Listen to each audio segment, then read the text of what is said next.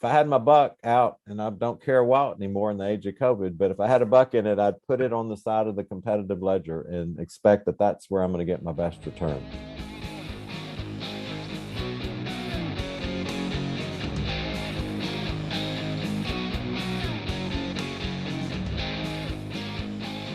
Today, electric competition, the ability of multiple power generation companies to compete in the market, opens the door to cost savings, greater reliability, and efficiency and innovation that provides environmental benefits, helping to address climate change. But power generation wasn't always a competitive sector. Instead, utility companies owned all parts of the electric chain in a designated area, resulting in monopoly control over those territories and customers.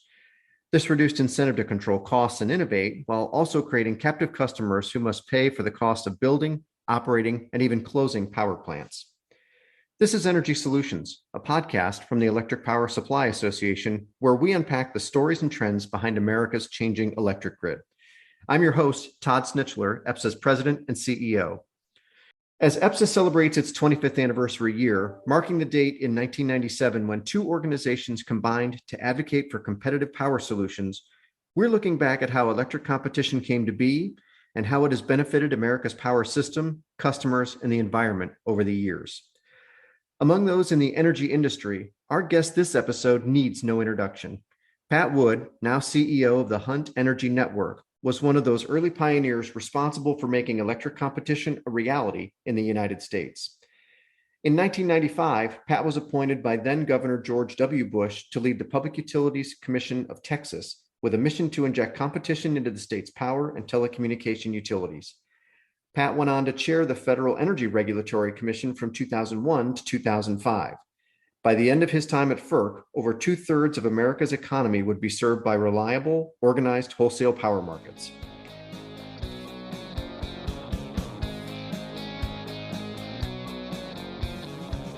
So thanks very much, Pat, for joining us. I'm delighted to be here and to be with you, Todd. I asked Pat to walk us through the early days of competitive markets. He noted it was a time when policymakers were looking at all sectors to see how monopolies could be broken up and competition injected to provide better outcomes for consumers. On this interesting day is the day that Stephen Breyer announced that he's going to possibly, it's rumored, that he's going to step down from the Supreme Court. And so I'm going to use this day as a way to start off in a bipartisan hat tip to him, because before he was a professor up at law school, he was a staffer for Ted Kennedy, his state senator there in Massachusetts, and really pushed through on the statutory side, Congress, changes to many of the industries that were regulated. So he really became kind of the legal mind, and there are a lot of policy minds and economic minds behind this as well. But he was the staffer driving it on the legislative side for deregulation of particularly the airline industry, right. Civil Aeronautics Board, the Interstate Commerce Commission. He played a role as well in the final stages of the opening up of the natural gas production area with the Wellhead Decontrol Act, but was just a fascinating guy to hear talk about the role of regulation, understanding that even in that age before everything became so partisan, Democrats believed in markets, and sometimes Republicans didn't. I found that as well, but it really was bigger than a red-blue issue. It was an understanding that how do you best serve consumers, and how do you best stimulate innovation, and how do you really push the envelope on technology in all of these industries? And of course, the biggest of the big was the telecom industry, which in the early 80s was opened up through court action against AT&T to bust open that monopoly. And that took decades, really. So that was kind of an interesting model. But for me personally, and on the energy business in general that we're talking about today, the FERC, the FERC, which at the time was kind of a sleepy, not too understood agency there in the bowels of Washington, D.C., independent agency, but kind of still under the wing of the Energy Department. So that was kind of an odd duck. They said, look, we've got to focus on what needs regulating, what's really a monopoly or at best an oligopoly, and what's not. And then we got to get everything else out of the way. So they took what had been regulated pretty much all along, but really a big industry that grew a lot right after World War II, and said, we're going to keep the pipes under regulation, the conduits for the delivery of natural gas. The Congress had already decontrolled and deregulated the price of the gas itself at the wellhead. And then states regulated the local distribution of gas. You and I were both state regulators. Yep.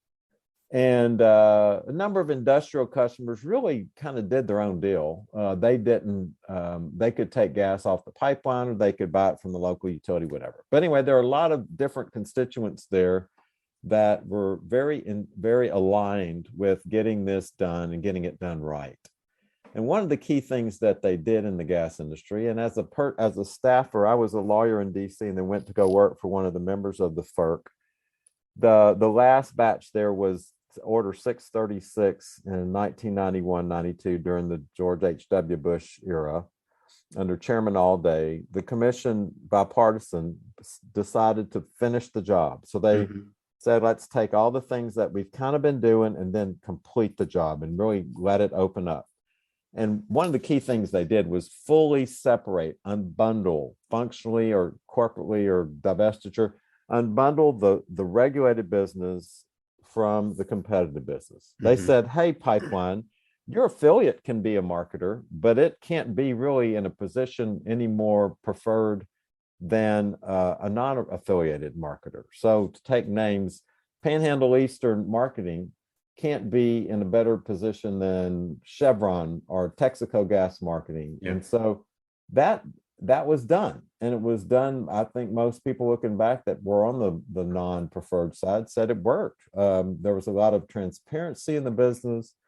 There was a lot of market disclosure. We had a lot of information starting that FERC required to be posted to make things transparent. And so that for me, I drank the Kool-Aid then, Todd. That's when I saw, gosh, you can take a nest of just interconnected industries and thoughtfully undo them in a way that maximizes value for both the regulated companies that you depend on to provide the connective tissue of the industry, but also create all that vibrant competition at either end of the pipe, both on the producer side as well as on the marketing side. And then even down to a number of states opened up their retail gas markets. And so that was a real eye-opening experience for me. And I took that with me back to Texas, worked briefly at the Railroad Commission for one of the commissioners there. We were focused on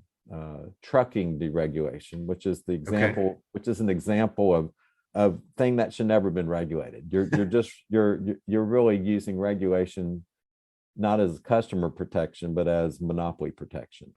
Eventually, Pat met with then Governor George W. Bush, who was eager to understand how competition in the energy sector could benefit the state of Texas. When I went to the PUC, when George Bush selected me right on his third day of office to go fill an empty spot on the 3-member PUC, we had a nice visit. I loved it. He was just, so warm and smart and charismatic and funny. And it was just a personal meeting. And at the end of that, I just said, why are you wanting to do this? Why do you there's education issues, there's crime issues, there's highways and tax issues. He said, yeah, but I want to do this. I want to open up these industries because, Pat, they're important to Texas. And honestly, they care more about what we think. And he pointed himself in the House and the Senate of Texas down the hall, and then what their customers think. And I think that's wrong. And we're going to change that. And I thought, man, if there's ever a reason to do it, it's because that's a guy you could work for. Exactly. His deal, yes, lower rates, probably better prices, better service, technological innovation, the same three things we got in the telecom industry. Right. But he had that fourth reason, and that was the deal maker for me, because as the son of a retail businessman, I'm kind of grown up from day one. The customer's always right. It's all about the customer. Mhm. Don't forget the customer, customer's king. All those things were not just, little mottos around the house. They're what my daddy made money by and Sure. what we would buy. So, that combo of things is who made me who I am. And from there on, we went to open up the telecom industry in Texas to competition, and we opened up the power industry to Mhm. competition. And at the same time, FERC was doing the same thing because Betsy Moeller, who was one of Yep. the 5 commissioners who voted to finish up the gas business when I was up there, Betsy got some favorable language in the well, actually, it was under Chairman Alday, but favorable language in the 1992 Energy Policy Act that started the ball rolling for a similar approach to be taken in the Mhm. power industry. I mean, your philosophy was really kind of boiled down to the three things that you said were needed when it came to restructuring, and that was robust infrastructure, balanced rules, and vigilant oversight. Those were the Yep. things that you kind of pinned your philosophy around. And did you find those were fairly easy to implement? Well, we honestly, that's a thoughtful question, and after the fact, it's probably easier to answer that. But in the middle of it, I wasn't smart enough to know how this story was going to end, Mhm. but I knew what the principles were. And I think if there's something I'm good at, it's just being a barking dog on what the goal is here. And it Sure. was it's been a three-legged stool the entire 10 years I was a commissioner on these three that you mentioned, which are robust infrastructure, balanced market rules, and vigilant market oversight. Mhm. Those three, everything has to be tested against that because we're taking what is a monopoly industry for 100 years Right. and unbundling and taking that apart. And that monopoly industry, the odd thing in Texas is that it wasn't really misserving the public. There wasn't a botched business deal or scandal or court order that required us to do something there. It was one of the few times ever in my state's history that we did something proactive that was really to enhance economic development Mhm. for our state and to make sure that we created an environment where everybody won. We really formulated these policies in public. When you're doing something that's that hard, you're taking on that many interests, moneyed interests to have a lot of opposition to change. The Yeah. utility industry is probably the most conservative industry in the US economy, and they don't like change. So we were all about change. On that, we can both, we've got the scars to prove it. You and I both do, buddy. But my charge from Bush, he just said, look, find a win-win way where the utilities you find out what it is they have to have. Mhm. And we work a way around that. And then you get to know all the other constituencies and find out what they have to have. It's your job because you're smart enough to put together the deal. And it's Yep. like, well, thanks. I'm not, but I will do my best. And that's kind of how my marching orders were to be powerful, but be in the middle Right. and not be on a rampage against utilities or against consumer groups or against environmentalists, but to try to genuinely find a win-win solution. So that took me, 4 years. We had, as chairman of the commission in Texas, Bush's appointee, I had the ability to get the smartest minds in the world to come sit in my hearing room and talk Mhm. to me. So, Bill Hogan, we had Alfred Kahn, we had, bright, wonderful business people from Australia, the UK, even from South America, where some very advanced market competition efforts were already undergoing, influenced by the Chicago School. Yep. And so we were able to really poach the greatest hits from around the world to create a market design here that would work for us. And I think we did. But doing it in public was really helpful because then the industry could see, okay, gosh, they're not going to let me build any new power plants here. And then the competitor people who weren't regulated said, wow, they're going to take all those power plants out of rate base in the next year or two.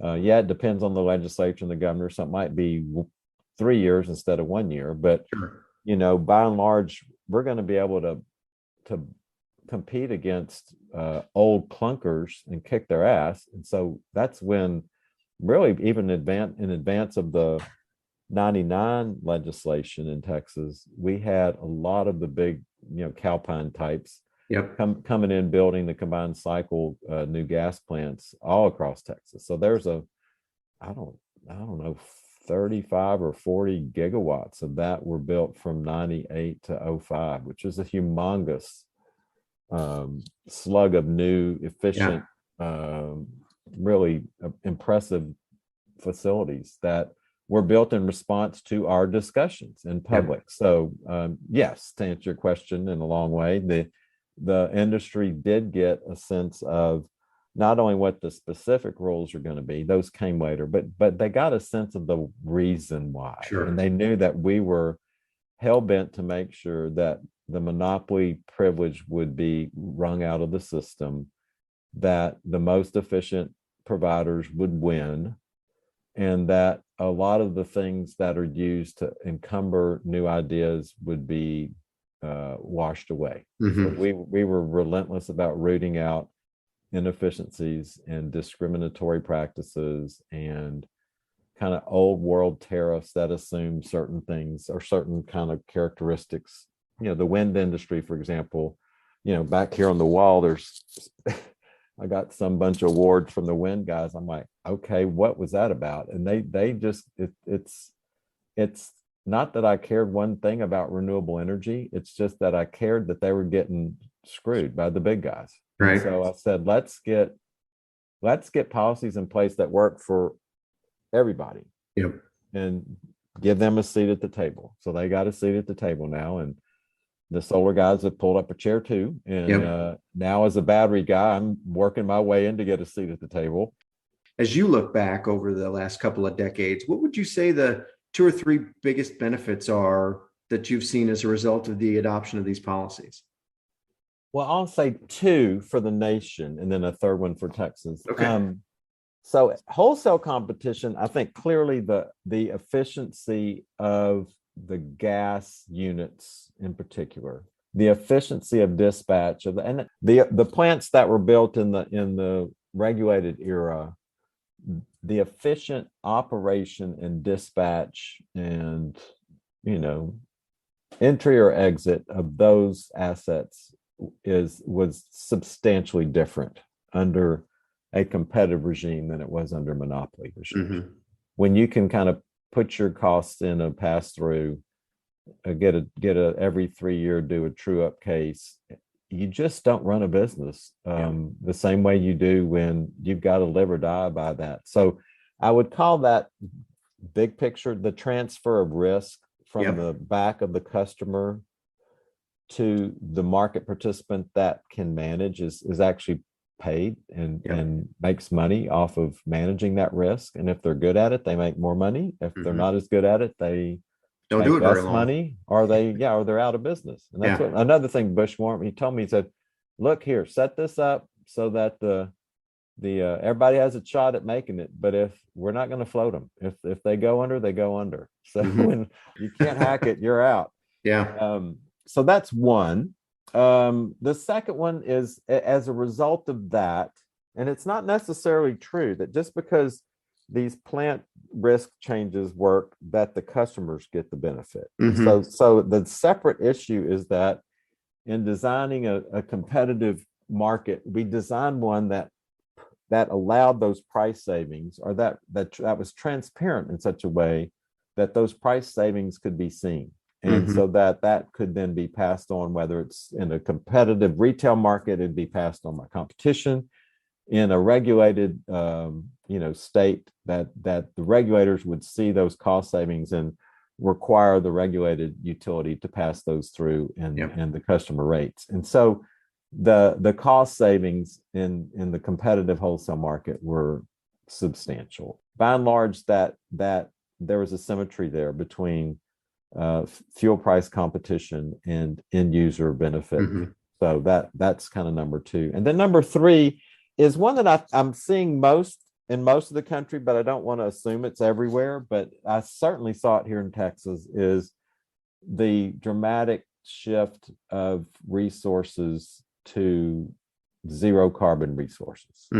Wind and solar really, because of their low variable costs, and at first with subsidies, now even modeling without subsidies, they're just low absolute costs compared to gas, coal, and nuke and anything else. They won. And so in a competitive environment, the cheapest and lowest cost resource should win. And so what has happened is, because those costs have come down dramatically, a competitive market allowed those resources then to be deployed in really a torrid pace. And I've seen that here now. Texas is what they said the number 5 nation in the world in renewable energy on its grid, and we had nothing. We had 880 megawatts of crappy old hydro when we set up the renewable portfolio standard, and now 23 years later, we're number 5 nation. It's a real testament, and I've testified on this to Congress and to state legislators too, both Republican and Democrat. If you care about clean energy, you ought to embrace competition with both arms, because that's the fastest and the cheapest way to get it out there, is get a lot of providers out there, not just utilities, get a lot of buyers and a lot of sellers. You'll get efficient pricing, you'll get the best technology, and you'll get, really an excited new part of the power industry to bring a lot of jobs to your neighborhood. And so, fundamentally, my job for those 10 years was an economic development job. And I would say I give myself an A on that one, because not only did we get the efficient prices, and we got a lot of good power providers from the traditional sector, mostly gas, as we ended up setting the foundation for a lot of wind and solar and now storage jobs to come to Texas.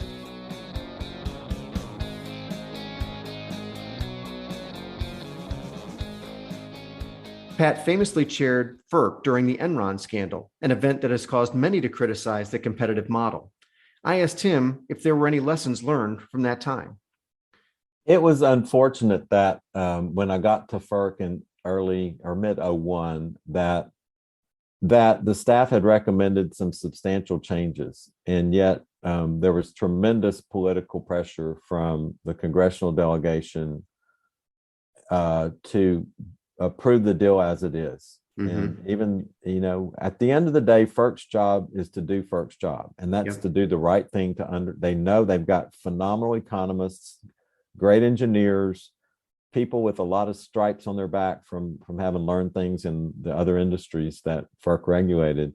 And those people saw the flaws in the California energy design and flagged them. But the commission went with the political solution and approved it. And we later, then it all imploded because of what happened when there was no snow in 1999.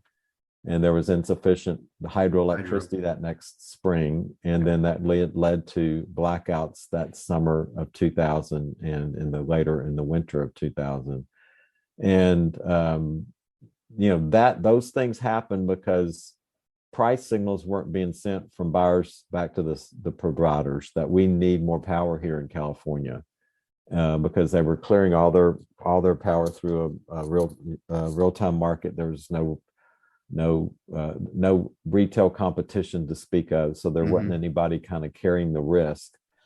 And so that macroeconomic failure created a lot of opportunity for people to manipulate the rules to their advantage, to just take advantage of that really desperate kind of edge of the market situation. And I think, honestly, my big lesson from that, because I got to FERC and I said, okay, I need somebody to talk to me about all this, is we didn't have people who'd been traders, or people who had been in dispatch markets, or people who'd worked on operations desks. And, I need to talk this through with somebody. Who can I get? So, I ended up calling people I knew, from my prior life, back in Houston and Philly, out in San Diego, just to say, tell me how this works and explain it to me. So first thing that I got from my oversight chairman, Pete Domenici out of New Mexico, was about $6 million in my annual budget to go hire people who knew how to do oversight. So vigilant market oversight, when I got there, was missing, and one of my three-legged stool items wasn't there.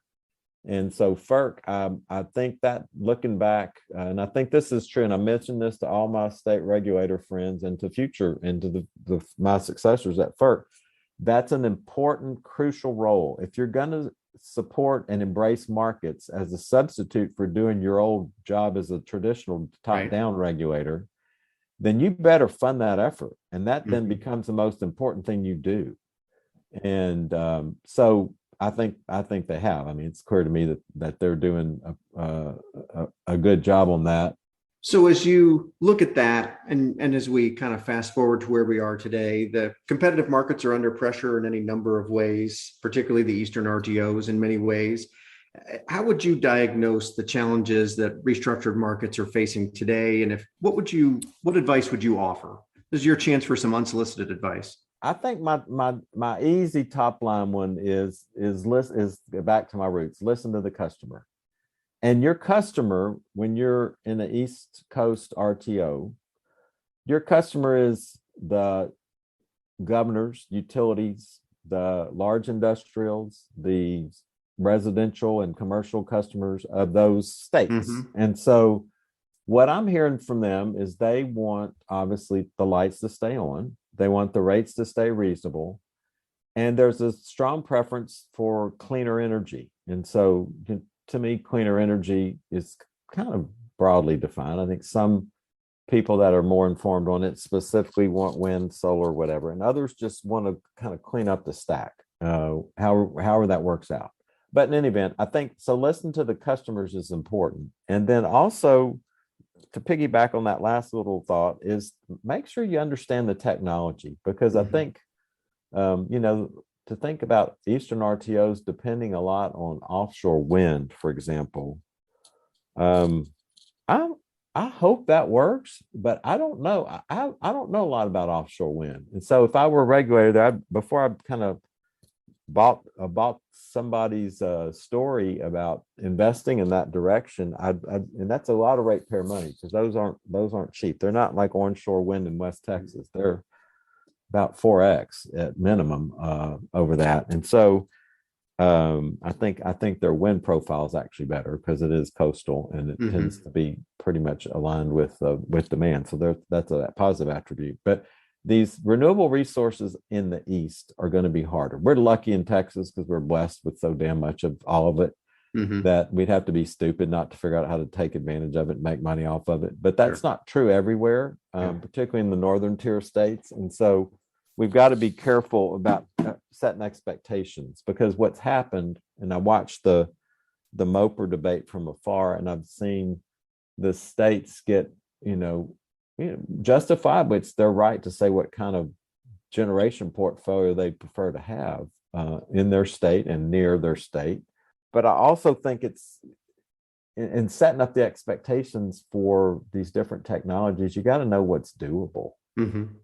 And at that point, then it becomes easier to do, the capacity markets, and it becomes easier to do all the other RTO things that have become kind of battle points in the past few years. But that requires a pretty active regulator. And I know some of our regulators at the state and federal level have kind of wanted to let markets really work. And I think that's fine if we were all the way through this, but we're not. You've got some states there that are still fully bundled. You've got still some vertical market power that exists. You've got a lot of inefficiencies in the system that aren't fully resolved yet. So I do think that really a balanced regulatory approach that prefers to err on the side of markets, but isn't blindly there until we finish the job, because you can't just,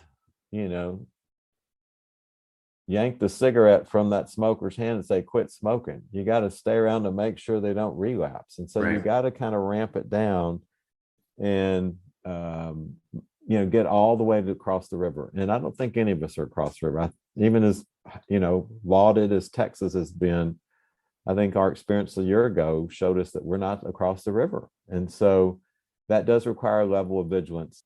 I've just told people that whine about government's role in the industry, get over that. I mean, you're in an industry that matters more than just about anything you can imagine. I mean, we're not being realistic if we think that we're going to be able to, fully transition to some other paradigm that doesn't involve governors and state commissions and the EPA and the NGOs and all these people who care and who have a right again to have a seat at that table. We've got to be it's a continuing political campaign in your job, Todd, and in everybody in the industry to engage with all the people that have seats around the table. Sure. And make sure that, they're heard. As you sit in your seat now, and of course, you're actively engaged in the market still, what role do you think competitive power generators can play in advancing the transition while we work to ensure reliability or keep the lights on, as the public would say? Again, competitive power producers looks different than it did 4 years ago when we sold Dynegy to Vistra. I mean, I read this morning, Vistra's now done a deal with California to have the world's largest battery. We weren't even thinking batteries in 2018. So how exciting. But again, be the vanguard. That's what George Bush told me about why he liked competition. Was it, yes, better prices, yes, better service, but technological innovation. That's not going to happen in a regulated utility. It might happen on the edge, but at the end, it'll happen in probably some of the federally sponsored labs. But by and large, it's going to happen in your members because that's the way they stay alive. That's right. That's the way they thrive. That's the way they bring money back to their shareholders is they invest in the next best thing and they figure out how to make money off of it. That's the American way. And if we can keep that spirit at the forefront of the competitive industry, because these are the people that I knew in the 80s when they were gas marketers, in the 90s when they were advocating for competitive power markets, in the 2010s when they were, pushing into wind and solar, in this last decade when they were, delivering on that, going through reliability changes, innovating on transmission on some of the regulated assets, and then moving into storage. I mean, and it's the same people. You'll look at I'll see some storage guy and I'll look at his resume or her resume and I'm like, you go right down the competitive slope. It's the heart. And I'm not saying this to just pander to your audience. It's the truth. This is the heart of our future, are the people who come to you and ask you to lead them, is the competitive power advocates. Those are the competitive gas advocates a generation ago. And I'm going to say a generation from now, they'll be figuring out how to do this small nuclear power and demand response and integrating this into microgrids and the power market.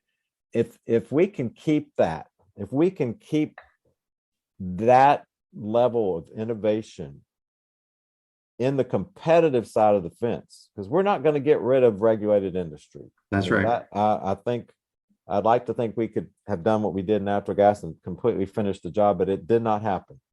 And I have not seen that, unfortunately, that sort of resolve at FERC to complete the job. But we can argue that all of this creativity and innovation should be outside of rate base and should be unfettered and allowed to rise or fall based on its merits and not be subsidized into oblivion or discriminated against because it's something the utility wants to make money off of. It needs to stay on the competitive side of the fence. So that's my urging that the members of your organization carry forward is you've got the flame now and you're doing a good job with it, keeping the old nukes going figuring out how to make gas and coal as efficient and clean as they can absolutely possibly be, investing in wind and solar at scale, probably unthought of 10 years ago, and now storage, which is, again, the great silver bullet for everything that we have not had for a century. And that's all coming out of people on the competitive side. Yes, to be sure, the utilities are doing some of this. Storage is one of those odd things that kind of bridges both regulated and competitive. But if I had my buck out, and I don't care a lot anymore in the age of COVID, but if I had a buck in it, I'd put it on the side of the competitive ledger and expect that that's where I'm going to get my best return. Well, thank you, Pat. That's a great place for us to leave this. And we look forward to the comments that you'll offer when you come and be our keynote at the EPSA Competitive Power Summit in Washington, D.C. on March 29th. Great, Todd. Thanks so much.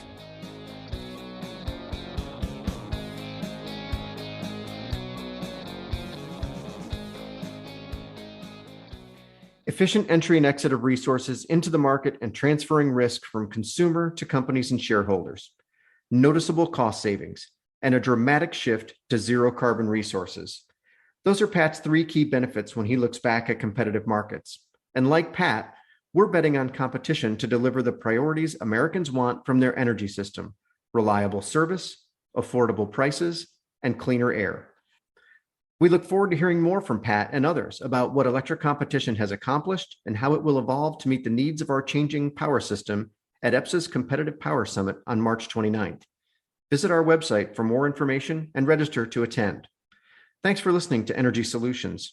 If you like this episode, please share it on social media or with your coworkers, friends, and family. You can also connect with us on Twitter at EPSA News and on LinkedIn. And subscribe, follow, leave a rating or comment on Spotify, Pandora, Google, or wherever you listen to podcasts.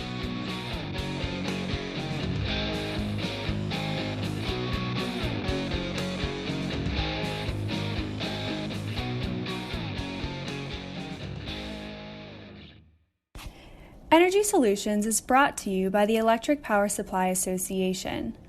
EPSA represents America's competitive power suppliers, which bring about 150,000 megawatts of power generation resources to customers throughout the United States.